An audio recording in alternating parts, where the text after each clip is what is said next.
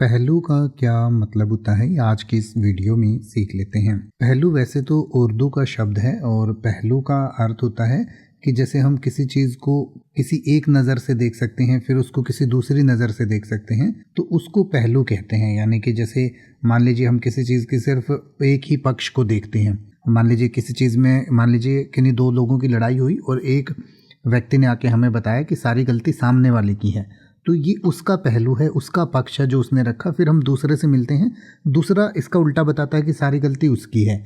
तो इस तरीके से दोनों पक्षों को सुनने को हम दो पहलू कह सकते हैं। या फिर जैसे हम कोई भी समस्या आती है तो उस समस्या के भी दो पहलू होते हैं।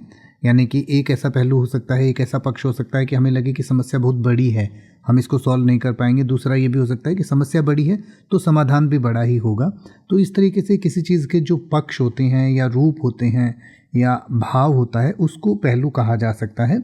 इसको इंग्लिश में आप एस्पेक्ट या साइड भी कह सकते हैं, या स्वरूप भी आप इसे हिंदी में कह सकते हैं। स्वरूप, पहलू, पक्ष या रूप, यानी कि Hindi Urdu word meaning aspect और साइड। जैसे मैंने आपको पहले बताया कि वो अपनी साइड रखेगा, वो अपनी साइड रखेगा, तो उसको आप पहलू कह सकते हैं। जैसे कि आप कह सकते हैं, we need to consider every पहलू और every aspect of this decision. यानी कि इस फैसले के हमें हर पहलू को समझना होगा या हर पहलू को कंसीडर करना होगा। या फिर आप कह सकते हैं, there is a positive side to every situation. यानी कि हर सिचुएशन का एक पॉजिटिव पहलू भी होता है, एक पॉजिटिव पक्ष भी होता है।